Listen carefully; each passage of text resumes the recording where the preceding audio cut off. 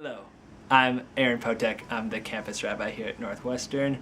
Have been in this role for a full year now, which is amazing. Listen, I have a lot of amazing memories just of one-on-one conversations with students where I feel like we got to a deep place or had some cool understanding or revelation. Or maybe that was just in my own head, but you know what? I don't care. It was special for me.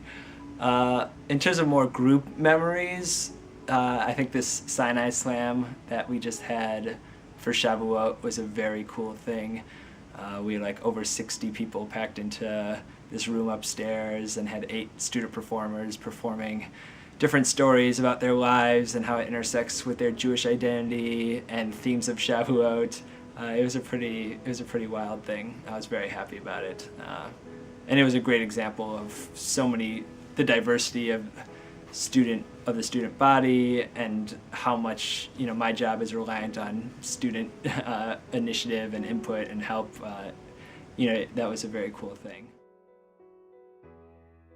One of the things that drew me to this job specifically at Northwestern's Hillel was that unlike other Hillels that I've seen in various places, we do pluralism very well. And by that I mean that there's a bunch of different communities that identify differently in terms of the religious spectrum. And they all exist independently here in this Hillel, and they also come together at different points throughout the year for Shabbat, for different holidays. And I think that's a pretty special thing. It's a pretty good vibe.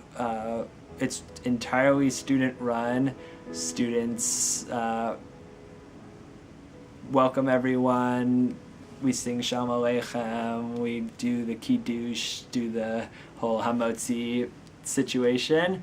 I think more than that, what's cool is that different student groups sponsor different Shabbats. I don't know how it was in the past, but that's actually a really nice thing because that gives each student group an opportunity to kind of present themselves to the larger Hillel community, share what they're about, share what's upcoming for them.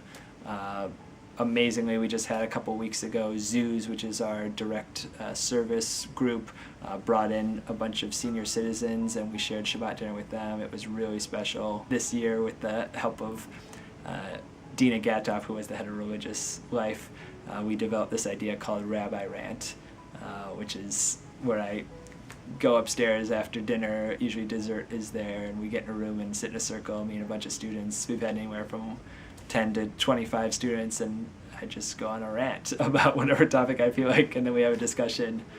Those have been pretty fun. There's a lot of different reasons that I've found people come to Hillel. So maybe we'll go with categories. I think one type of student is the student who's really curious about their Judaism or their identity or their family history, or is kind of going in through that more intellectual feeling. A second type of student is one that's looking for a community and feels that a Jewish community is something that would be meaningful to them or enrich their lives or their college experience in some ways. And then I think there's the third category, which is maybe my favorite category, which is the I don't know how I ended up here category. Just was walking by one day and happened to pop in, or a friend brought them there, or they auditioned for a Shirenu show. I think those are always the most fun because I like to see. I don't believe in coincidences, and I think it's always fun that the different paths that brought people into this building.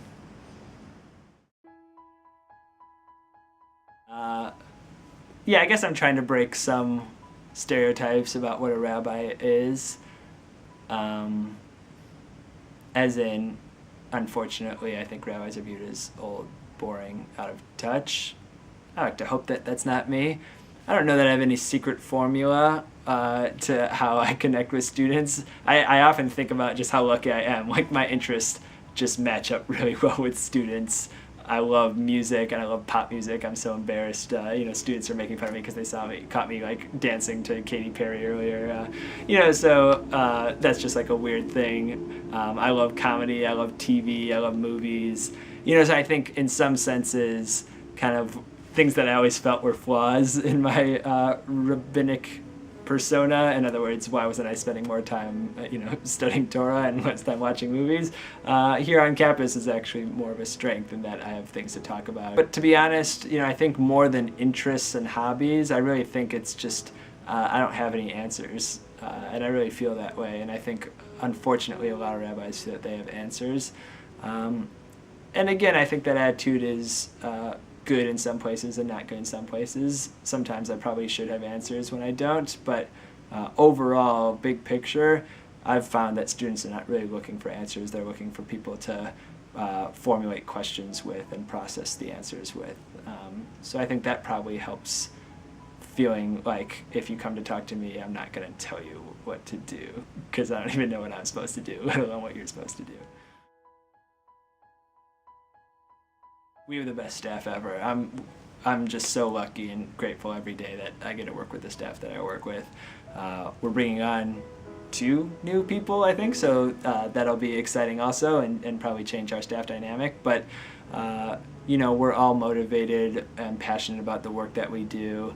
I think we're a pretty young staff, which is a cool thing also, and I think allows us to be a little more in touch with what's going on and where kind of the Jewish people are at these days. I've only good things to say. Like, we do a lot of collaborative work, and I'm really grateful for that. So many different opportunities. Again, whether this is for the next year or 10 years, who knows. But I would love to see much more engagement with pre-existing groups on campus that are not necessarily Hillel affiliated. I think Sustained Dialogue is an incredible group on this campus, and I'm working with a couple of students to try to think about how we can partner with them more. There's an interfaith group on campus. I'm thinking a lot more about how we can utilize that group and talk about planning more programs for interfaith activities. We do a good job of partnering with a lot of different groups. We do Black Jewish Freedom Seder every year, but I'd love to think about more opportunities for partnerships like that. So that's one kind of piece, is just becoming more and more integrated into the campus culture and life.